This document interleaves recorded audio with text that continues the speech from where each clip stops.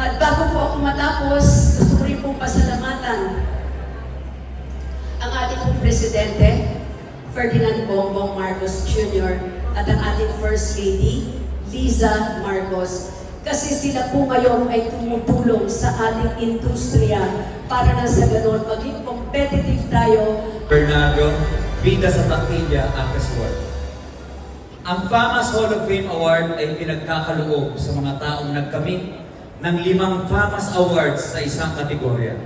Sa mga tuwid, hindi na maaaring manominate at manalo ang sino mang nagawaran na ng Hall of Fame Award. Ngunit, maaaring pa rin silang magkamit ng FAMAS Circle of Excellence Award.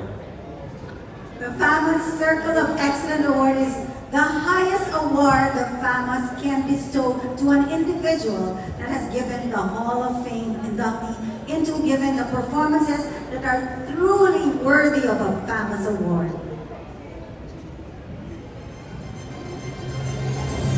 FAMAS Circle of Excellence Award, Vilma Santos. She is the most celebrated and respected actress in the Philippine cinema, hailed as the idol of the idols and a legendary box office queen. She is also known as the most awarded actress in acting history, earning 13 FAMAS Awards, 11 Gawad Hulian, and 5 Luna Awards. Ate V has been formally nominated for the Order of National Artist for Film and Broadcast Arts, and she was also the first FAMAS Circle of Excellence awardee back in 1993. She starred in multiple compelling and classic films that shaped the big screen of the Philippines and touched the lives of every Filipino viewer. Being a timeless role model of excellence by her dedication to Philippine cinema, there is no more deserving than the star for all seasons. FAMAS Circle of Excellence awardee, Ms. Vilma Santos Recto.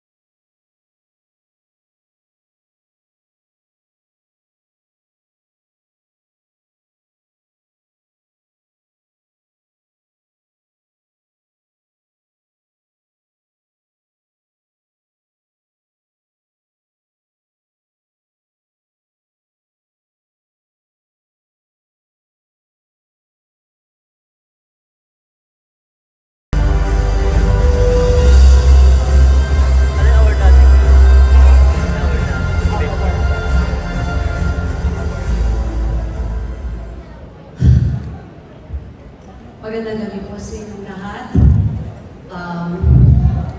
Sa buong po ng FAMAS, maraming salamat po. Sa loob po ng 73 taon, ito pa rin po ako. Kasama niyo pa rin po.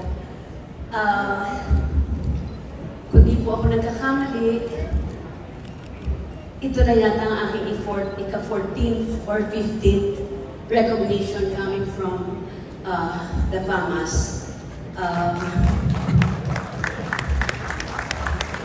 Naging child actress player na rin po ako. Baka iba hindi pa pinapanganak 1962. Tapos po, nabiyayaan po ako ng 5 Best Actress Award.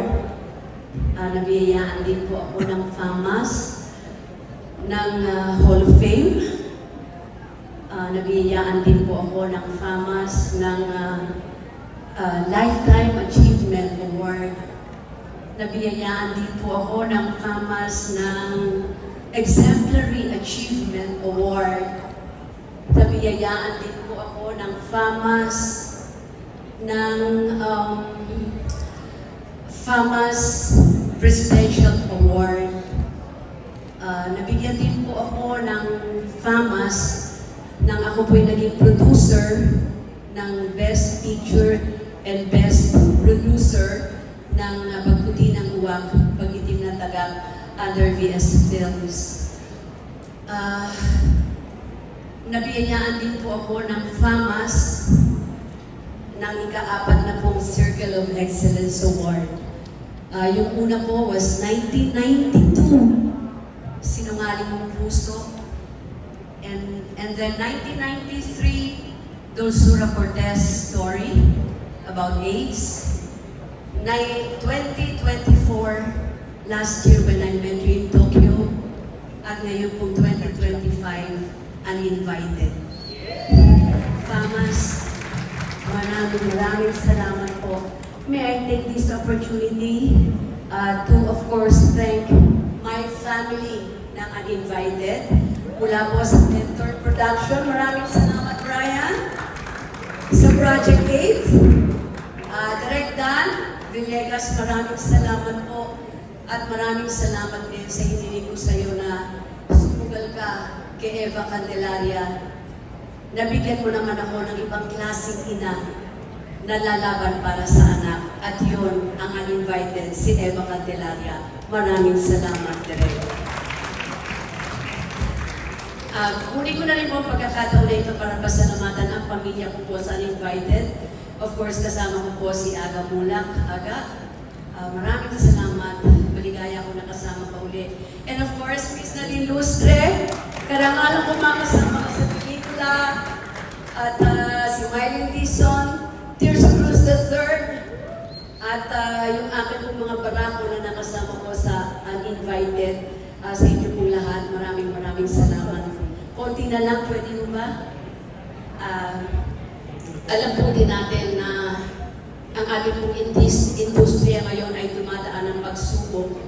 Pero naliligayahan naman po ako dahil hindi po tumitigil ang ating pong mga kasamahan sa industriya at mga organisasyon para ipakita pa rin po nila at iparamdam ang full support sa movie industry at panatiliin itong matatag pa rin at buhay. Kamukha po ng Mobile Fund, ni Tita Boots, ng Film Academy of the Philippines, ng ating pong FAP, ni Sir Villaluna, ang ating pong aktor, nakasama po ako, ni Ding Dong Dantes, para po ipakita at suportahan ang aming pong pamilya sa industriya ng pelikula. At bago po ako matapos, gusto ko rin pong pasalamatan ang ating pong Presidente, Ferdinand Bongbong Marcos Jr. at ang ating First Lady, Liza Marcos. Kasi sila po ngayon ay tumutulong sa ating industriya para na sa ganon maging competitive tayo at mailabas natin at matulungan mas maging matatag pa ang pelikulang Pilipino. Maraming salamat po. At bilang panghuli, ngayon po ay isa na uli akong public servant. Ako po ngayon ay nasa gobyerno muli. And if there's anything I can do to be of help when it comes to our industry, kasama niyo po ako 100%. Lastly, I'd like to share this award, of course, to my family, my siblings, and of course to my immediate family, to my husband, Secretary Ralph Recto. Papa, I love you. To my son, Lucky, I love you, Lucky. Jessie, and my apo, Baby Peanut. And of course, to my youngest son, I love you, Ryan, Congressman Ryan Christian Recto. At sa lahat po ng pamilya ko, my bigger family in Batangas, maraming salamat din po sa inyo, mabuhay kayo. And of course, sa aking pong ever-loyal, ever-faithful Vilmanians, maraming salamat po sa inyo. Muli, sa ating pong pamilya ng FAMAS, 73 taon, mabuhay po kayo. At mula po sa aking puso, sincero, saludo po ako sa inyo. Magandang gabi.